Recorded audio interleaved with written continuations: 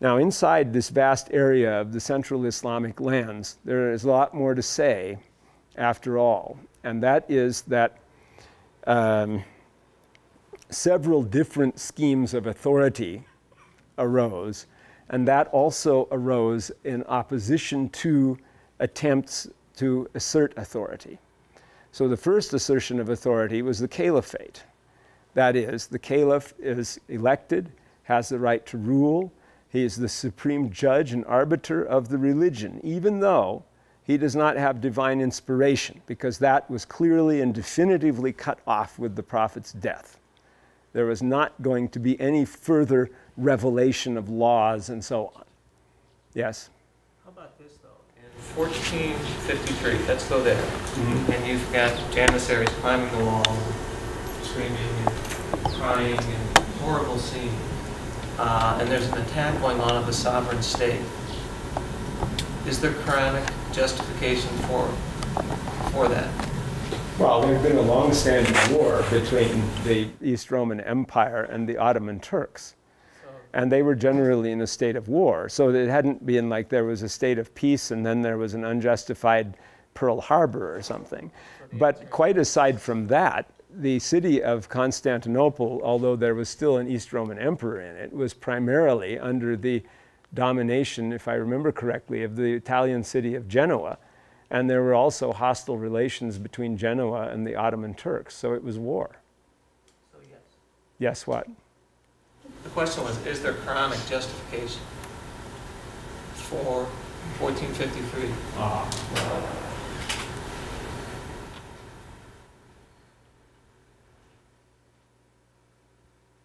understand why they want to attack.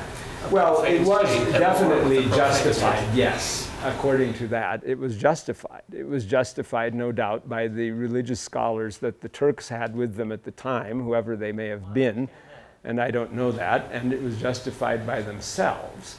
But whether you were asking me now, in my latter day time when we have completely different concepts of things, whether or not that was politically correct, I would rather demur and not answer it. And I wouldn't say one way or another, because why should I? It's something that happened, and that's that. I don't see that I need to make a value judgment against these people in the past, although you should have acquired from my lecture generally that I don't think highly of either politicians or political states. And that is general, and I think that I'm quite fair on that point, in the sense that I generally don't think highly in the whole of politicians and political states at all. Now, I was going to explain these lineages of authority. Maybe I should erase this and write this down.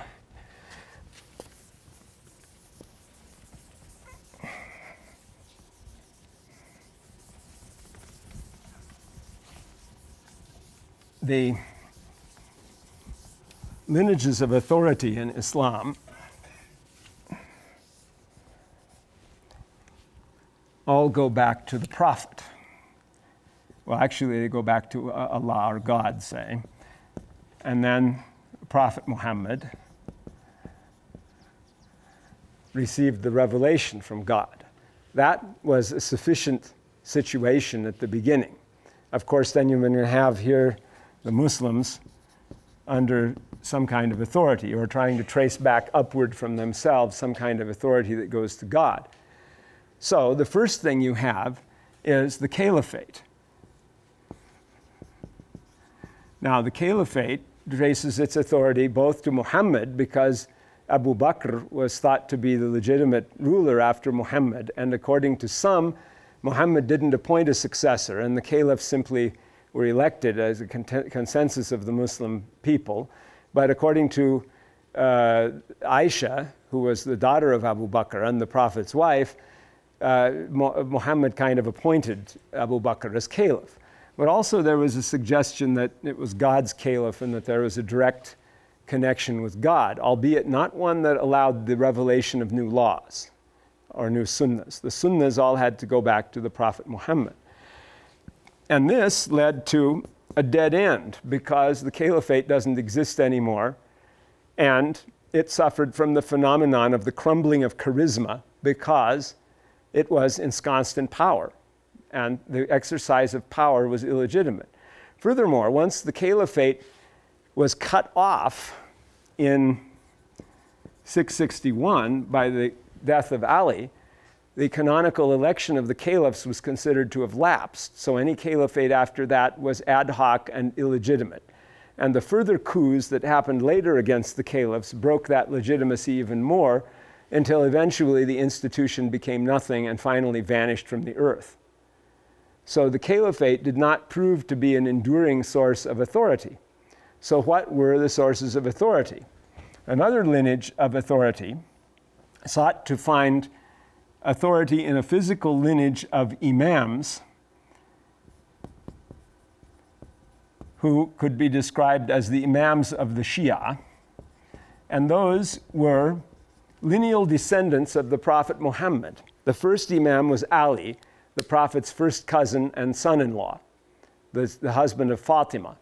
But because Ali married Fatima, the couple's children, their sons, were the Prophet's grandsons. And so the lineage descended from the Prophet came from that lineage. And the Shia claim was a very simple political one. The caliphs have goofed up, and their rule is not legitimate, and if only we put our imams in office, everything would be perfect. And so that was their claim of authority. And naturally, this was not welcomed by the caliphs, who pursued the imams and sometimes murdered them. And finally, after 12 imams had been exhausted, one of the imams went into occultation in the year 874. That means he became no longer visible to his followers at all. And from that time to the present, the Shia have believed that their imam is the hidden imam who is either in a kind of suspended animation and then comes back at the end to institute a rule of righteousness, or that he's still in a state of waking consciousness wandering around the earth, never dying or aging by God's protection and will.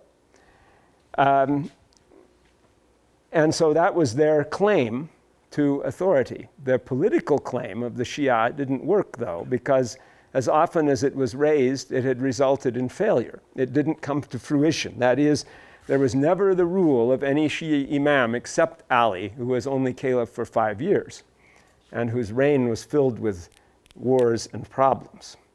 So there was another kind of authority, which was the authority of the Sunnah. So the Sunnah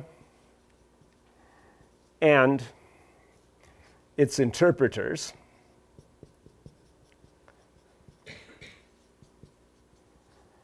or transmitters.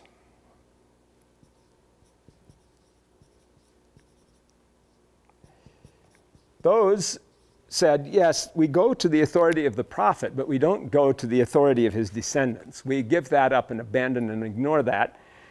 He didn't give any preference to anybody, the Prophet, but rather he left behind him the book, and he left what he did, which we now record. And at the same time, interestingly, that this happened, that the Shias gave up their political claims by saying that the imam is in occultation. At that very same time, the very exact same time, the Sunnis were assiduously writing down the hadiths. You'll remember Dr. Shafi'i was telling you that all of these canonical collections of hadith were recorded by people who were born in about a 20-year period. And that was the time when they were flourishing and writing down rapidly. So this became more of a line of textual authority. So this could be called legitimist. This could be called textual. So you have a kind of a textual authority. And that issued in two different types of interpretations, one of which was fiqh, which was the interpretationist view. And the other was hadith, which was the traditionist view, or transmitted tradition.